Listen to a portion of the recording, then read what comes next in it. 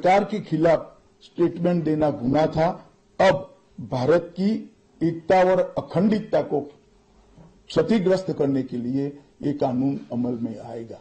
तो आजादी के इतने सालों के बाद ये कानून में बदलाव हुआ है, जो एक बहुत बड़ा परिचायक है हमारे संविधान के स्पिरिट का। मैं आप सभी के सामने बड़े विश्वास के साथ कहता हूं कि ये तीनों कानूनों के पूर्ण स्पिरिट के साथ देश भर में लागू होने के बाद ये कानून सबसे आधुनिक न्याय प्रणाली का सर्जन करेंगे। टेक्नोलॉजी को हमने न केवल अपनाया है, आने वाले 50 सालों तक टेक्नोलॉजी में जो भी अनुसंधान होने की संभावनाएं हैं, ये सबको कानून के अंदर हमने व्याख्या के तौर पर समाहित किया है, जिससे आने वाले समय में भी जो अनुसंधान होंगे वो व्याख्यायित किए गए। ये विश्व की सबसे आधुनिक न्याय प्रणाली बनेगी, इसका मुझे विश्वास है। कंप्यूटराइजेशन की प्रक्रिया ऑलरेडी पूरी हो गई है। 99.9% थाने कंप्यूटराइज हो चुके हैं। ई रिकॉर्ड जनरेट करने की प्रक्रिया भी हमने 2019 से ही चालू कर दी थी। 0 एफआईआर, ई एफआईआर, चार्जशीट और जवाब, ये सभी डिजिटल होगा। किसी को बड़े बड़े जेरोक्स निकालकर करने की जरूरत नहीं है। 1 लाख पेज की चार्जशीट भी एक छोटे से पेन ड्राइव से जजेस के सामने जाएगी और पक्षकर्ताओं को दिए जाएगी। 90 दिन के अंदर इस कानून में पीड़ित को, जिन्होंने न्याय की गुहार की है, उनको अपने केस का प्रोग्रेस ऑटोमेटिकली ऑनलाइन भेजा जाएगा। हमने इसके अंदर 7 साल और उससे ज्यादा सजा वाले सभी गुना में फॉरेंसिक की टीम की विजिट को कंपलसरी कर फॉरेंसिक एविडेंस को कानूनी जामा पहनाने का काम किया है। मैं मानता हूं कि इससे बहुत फायदा होगा। दोष सिद्धि का प्रमाण हम बहुत आगे तक ले जा पाएंगे। साक्ष्यों की रिकॉर्डिंग और जांच पड़ताल में रिकॉर्डिंग की अनुमति दी है। वीडियोग्राफी को सर्च और सीजर के वक्त पर अनिवार्य किया है, जिससे किसी को फंसाने की कोई साजिश न हो पाए। ई बयान बलात्कार की पीड़िता का या छेड़खानी की पीड़िता का ई बयान को भी कानूनी माना गया है और कोर्ट में ऑडियो वीडियो के माध्यम से पेशी करने का भी प्रावधान हमने किया है। ई पेशी में गवाह, आरोपी, विशेषज्ञ और पीड़ित सभी को कानूनी जामा पहनाने का काम किया है।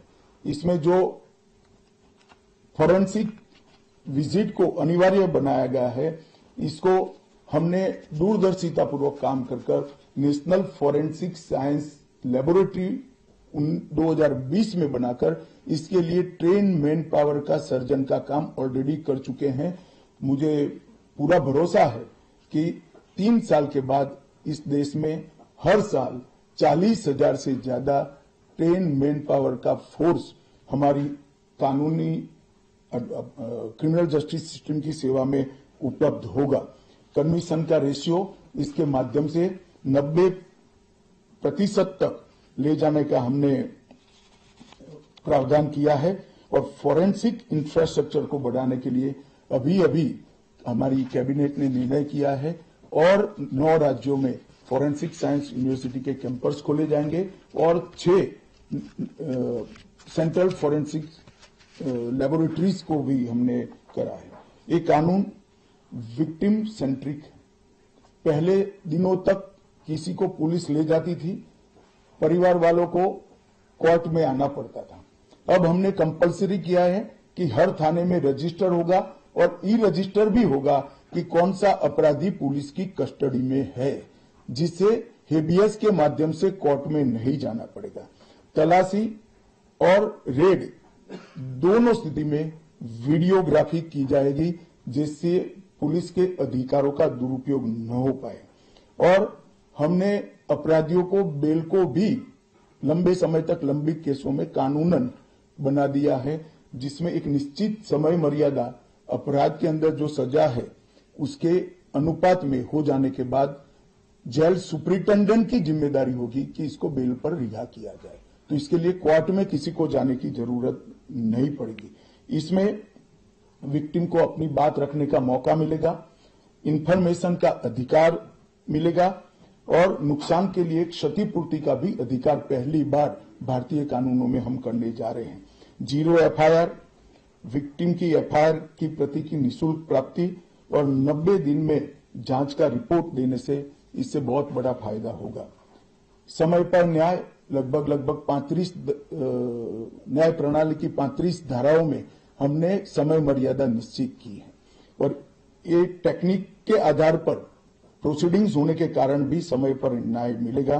3 दिन में एफआईआर दर्ज करनी है, 7 दिन के भीतर जांच रिपोर्ट पीड़िता के सार्वजनिक करनी है, 60 दिन के अंदर ही अपराध तय करने हैं और घोषित अपराधियों के खिलाफ 90 दिन के अंदर मुकदमा कायम करना है और आपराधिक मामलों में मुकदमे की सुनवाई के बाद ज्यादा से ज्यादा 45 दिन के अंदर जजमेंट की घोषणा करनी है। तो कई जगह पे हमने समय को कम कर बाध्य कर हमने जल्दी से न्याय मिल पाए इस दिशा में काम किया है। हमने 3 वर्ष से कम कारावास में 60 वर्ष से अधिक उम्र में के लोग जो है इसमें पुलिस अधिकारियों की पूर्व अनुमति अरेस्ट के लिए अनिवार्य करी है। गिरफ्तार व्यक्ति को 24 घंटे में मजिस्ट्रेट के सामने ले जाने का प्रावधान भी कानूनी बनाया है और 20 से ऐसी ज्यादा धाराएं हैं जिसमें पुलिस की जवाबदेही हमने सुनिश्चित करी है। पहली बार पीई का भी हमने प्रावधान इसके अंदर किया है। साक्ष्यों के संबंध में भी टेक्नोलॉजी को हमने बढ़ावा दिया है। इलेक्ट्रॉनिक साक्ष्यों के प्रति विश्वसनीयता बढ़े इसके लिए कानूनी प्रावधान कड़े किए हैं। सर्वर लॉग, स्थान संबंधी साक्ष्य और वॉइस मेल, इस सब की व्याख्याएं की गई है। अब न्याय प्रक्रिया संविधान की 8वीं अनुसूची में आने वाली सभी भाषाओं में काम करती हो जाएगी। हमारी स्थानीय भाषाओं के लिए बहुत बड़ा फैसला है। हमारा पूरा सॉफ्टवेयर जो बनेगा वो 8वीं